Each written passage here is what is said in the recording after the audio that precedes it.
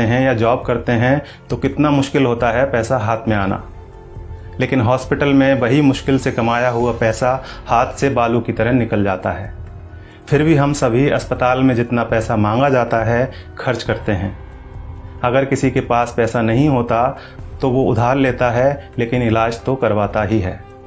अस्पताल में पहले दिन ही सबसे ज़्यादा टेस्ट होते हैं, कुछ सर्जिकल आइटम्स भी खरीदे जाते हैं, इसी दिन सबसे ज़्यादा दवाइयाँ लिखी जाती हैं। हॉस्पिटल में कुछ पैसा एडवांस के तौर पर भी जमा किया जाता है। हमने भी वही सब किया, हमें भी दवाइयाँ लाने के लिए कहा गया। आजकल हर हॉस्पिटल का अपना मेडिकल स्टोर होता है, सो यहाँ भी था। हमने दवा ली और हमारा जो पहला बिल बना वह था 8,369 रुपये का। हमने अपनी जेब से इतने रुपए निकाले और देना चाहा तो पता चला कि हमें तो सिर्फ 4,620 रुपये ही देना है। क्या आपके साथ ऐसा कभी हुआ है कि आपने 8,300 रुपये की दवाइयाँ खरीदी हों और किसी अस्पताल ने आपको 4,600 रुपये ही लिए हों? शायद नहीं। हमारे साथ भी पहले ऐसा कभी नहीं हुआ था। अब यह बिल देखिए, दवाओं की कुल कीमत है 8,369 रुपये, जिसके नीचे लिखा है डिस्काउंट 3,748 रुपये। नेट अमाउंट है 4,600 रुपये, जिसका भुगतान हमें करने के लिए कहा गया। ऐसे हमारे पास और भी कई बिल हैं। हमने 5 दिन एडमिट रहने के दौरान वहाँ से कई बार दवाइयाँ खरीदी और हर बिल पर हमें छूट मिली। सबसे बड़ी बात यह थी कि ये डिस्काउंट हमें मांगने पर नहीं मिला था, यह बिना मांगे हमारे बिना आग्रह किए पूरे सम्मान के साथ हमें दिया गया था, क्योंकि ये डिस्काउंट वहाँ उनके बिलिंग सॉफ्टवेयर में ही फीड कर दिया गया है। और आप यह जानकर हैरान होंगे कि डिस्काउंट का प्रतिशत 2, 4 या 10% नहीं है, यह बहुत ज़्यादा है। कुछ सर्जिकल और इंजेक्टेबल में डिस्काउंट 91% यानी 91% तक हैं, और जितने भी पेशेंट वहाँ एडमिट हैं सबको इसका लाभ मिल रहा है। अब आपके मन में सवाल उठ रहा होगा कि ऐसा क्यों? हम भी यही सोच रहे थे कि आखिर ऐसा क्यों।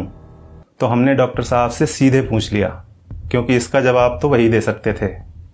फिर उन्होंने हमें बताया कि क्यों उनके अस्पताल में इतना डिस्काउंट दिया जाता है। उन्होंने हमें समझाया कि MRP का खेल क्या होता है। एक उदाहरण के तौर पर उन्होंने बताया कि एक इंजेक्शन 270 रुपये का आता है और उस पर MRP आती है 1,000 रुपये। उन्होंने कहा कि मेरा मन नहीं माना कि मैं 270 रुपये का वह इंजेक्शन अपने पेशेंट को 1,000 रुपये में बेच दूँ।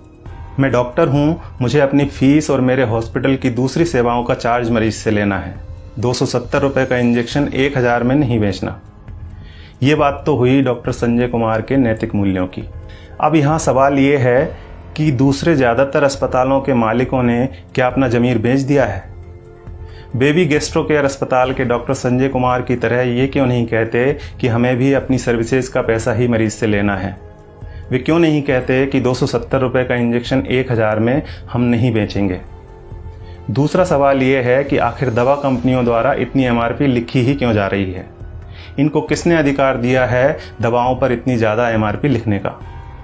और आखिर में सबसे बड़ा सवाल यह है कि हमारी सरकार, हमारा स्वास्थ्य विभाग, हमारे प्रधानमंत्री और स्वास्थ्य मंत्री क्या कर रहे हैं?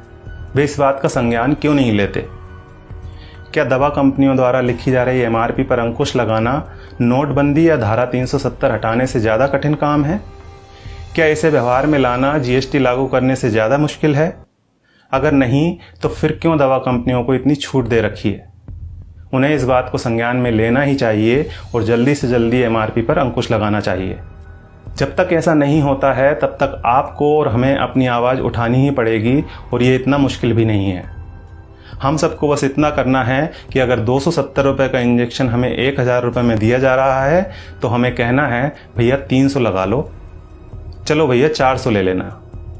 इसके साथ ही एक काम और करना है, और वो ये है कि इस वीडियो को ज़्यादा से ज़्यादा शेयर करना है। धन्यवाद।